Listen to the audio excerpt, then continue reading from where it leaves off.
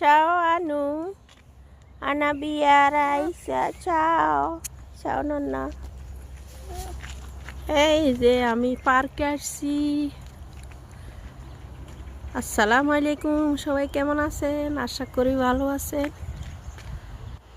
আমি আজকে এক জায়গায় গেলাম নাতিন নিয়ে, পার্কে ঢুকছি। দেখেন এই গাছে কিন্তু ফল ধরে, ফল এগুলো আমরা বাঙালিরা খাই অনেক মজা করি লবণ মরিচ দিয়ে।